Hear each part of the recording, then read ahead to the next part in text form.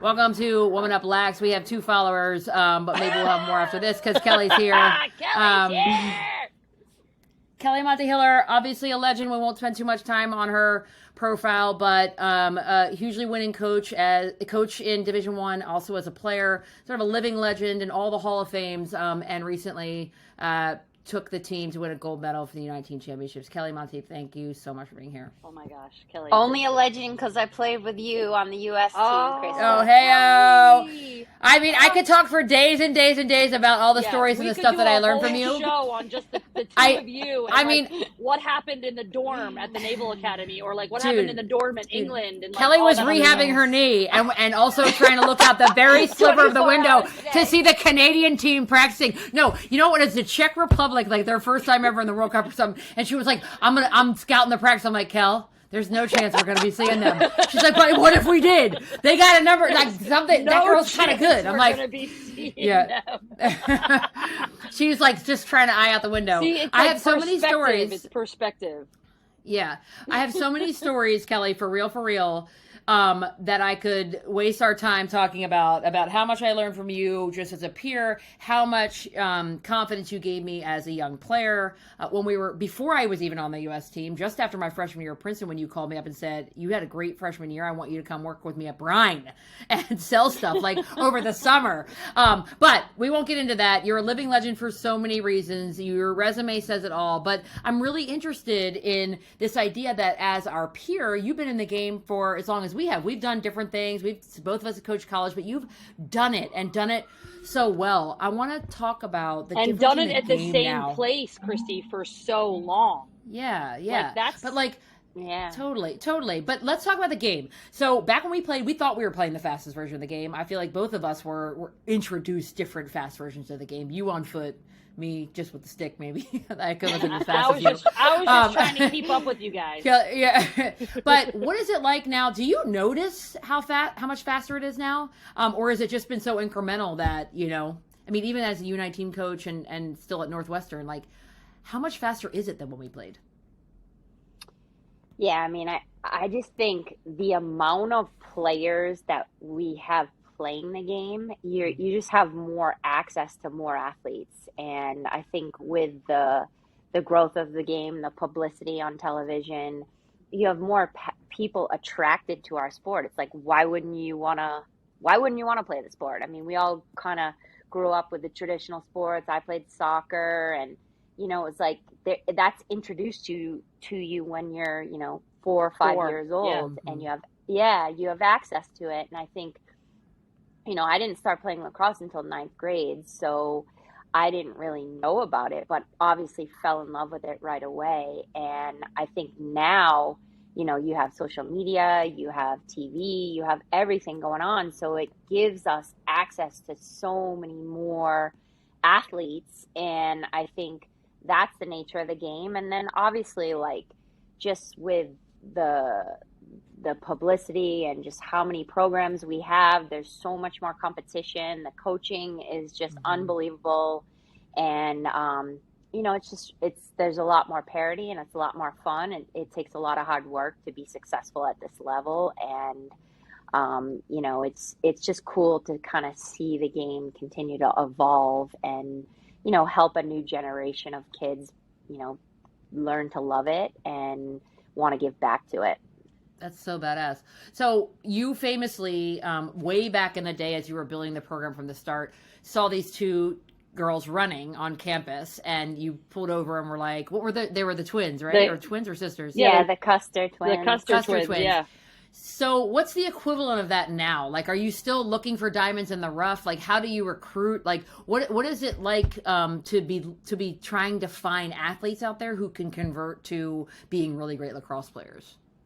Yeah, I mean, I think we still have that flair in our program. I mean, in 2019, when we made the Final Four for the first time in a long time, our starting attack was from British Columbia, Texas, Michigan, and Oregon.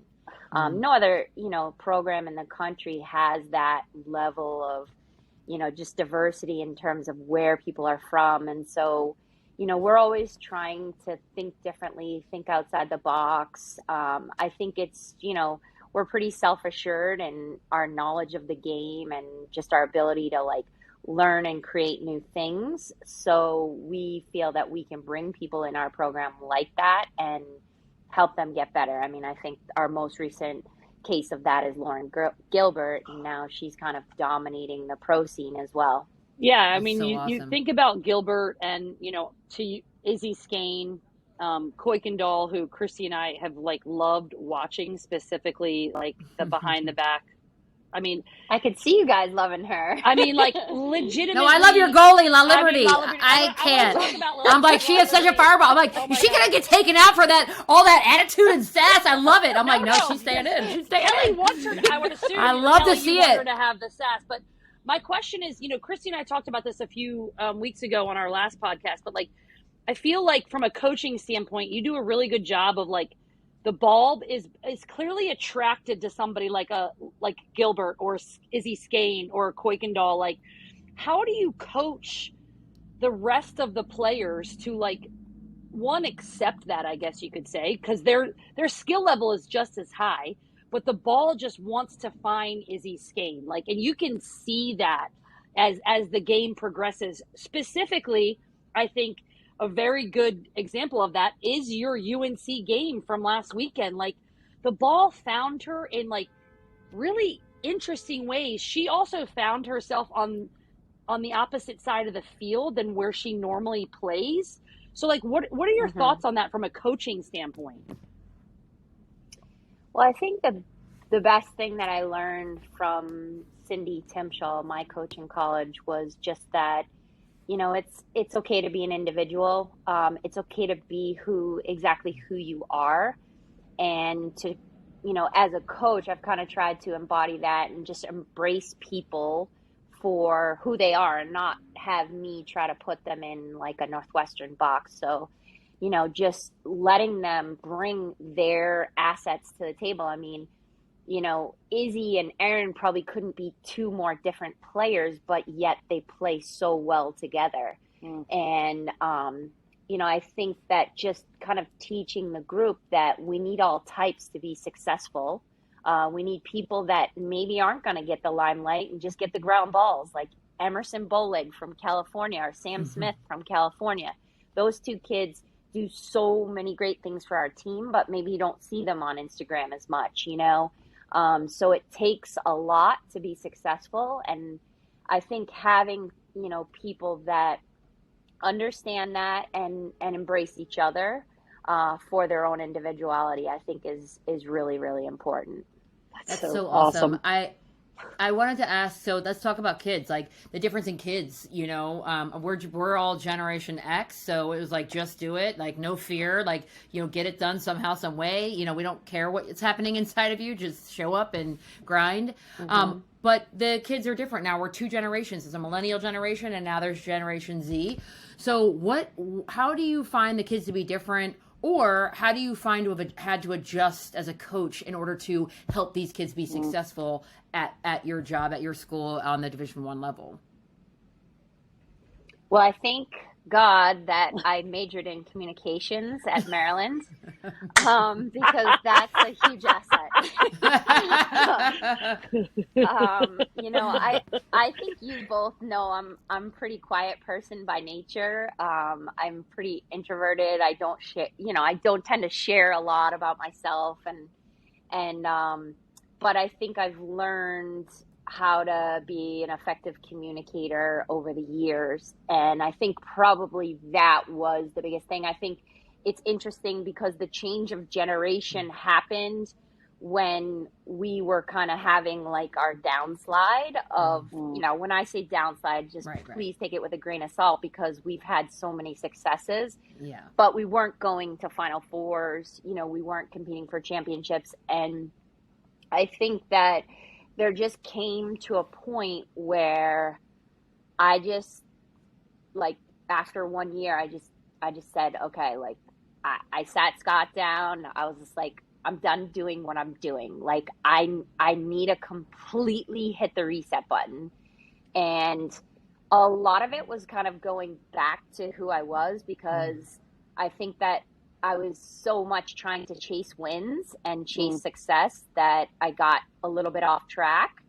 And then I think in addition to that, just adjusting to who the kids are and how they need to be coached, and, you know, trying to think differently, trying to innovate, trying to not just innovate tactically, but also innovate in the way that you coach. And I feel like over the last 4 or 5 years, we've made huge gains. And I feel like a little bit more confident in my ability to, you know, just relate to this generation and how they need things explained and communicated to. And, you know, it's just really important to have those strong communication skills, and also taking the notion that like you're just not going to make everyone happy and being okay with that too.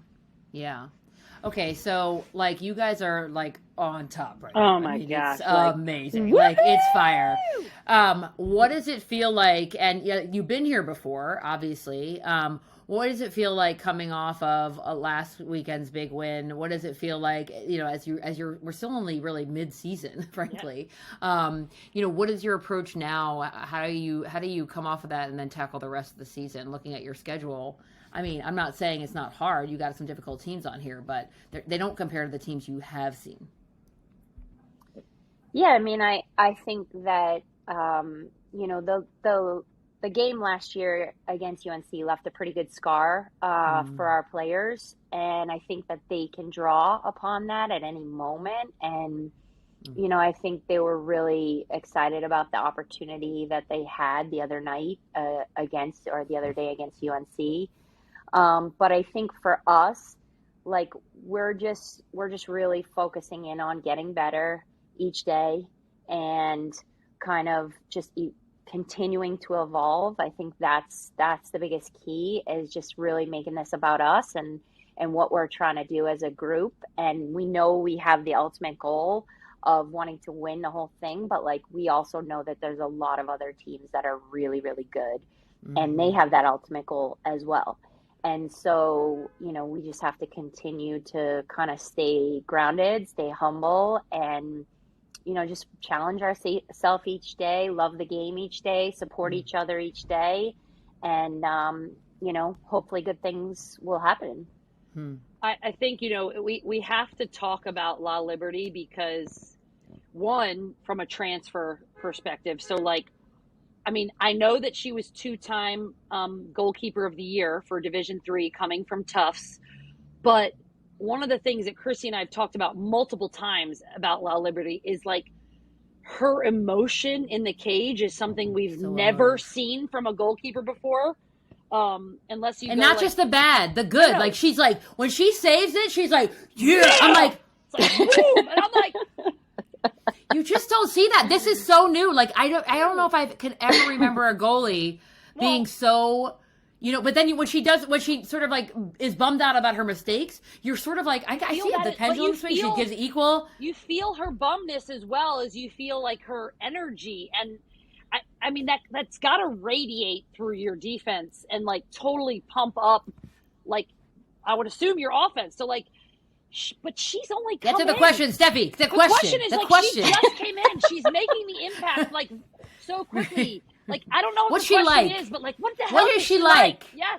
Yeah. What is she like? What is she like as a person? We want to have her on. We want to talk to her. She's amazing. You know, I think when we recruited her, I mean, again, it just goes back to kind of like who we are as a staff and as a program. We love to bring in people like Molly that maybe, you know, didn't get that nod right off the bat. And, you know, now she's been being put in a situation where, you know, she's playing at the highest level. And I think that she is just like, you know, the kid that you want on your team. Like nobody works harder. Nobody works harder than her. Nobody cares more. Except for maybe Erin Kuykendall. I love her. So, you know, you know, she just has brought this, you know, this vibe to the group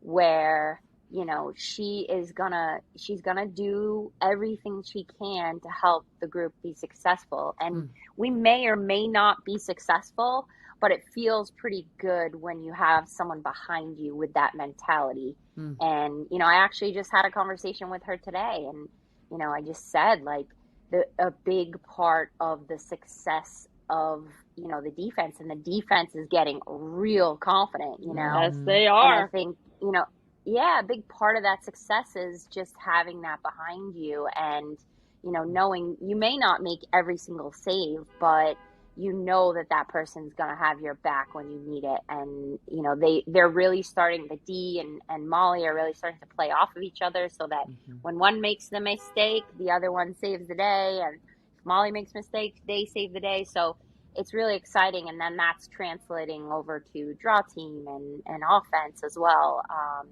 So she's just a phenomenal kid. I actually talked to Courtney Farrell at Tufts quite a bit, and you know, she's just like a phenomenal kid, phenomenal, you know, teammate, leader, everything. And I think it was a little bit hard for Molly in the beginning, because, you know, she didn't want to coming in from the outside, you don't want to step on other people's toes. But I think it's safe to say that she's gained everyone's respect, and she's a clear leader of the group. And, you know, we could not be more blessed to have her on board.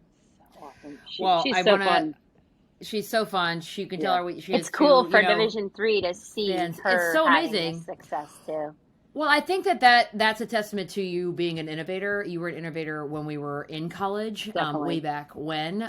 The way that you played, the way that you saw things on the field, the way that I know you coached me even on US to just see different opportunities, the way you gave me confidence, and now the way you're innovating within the game, like recruiting among the players who are playing, and going so far as to go to Division III to see, like, there's got to be some kids here that, you know, could propel in this part of their career. So we really appreciate you being here, especially at this point in the season.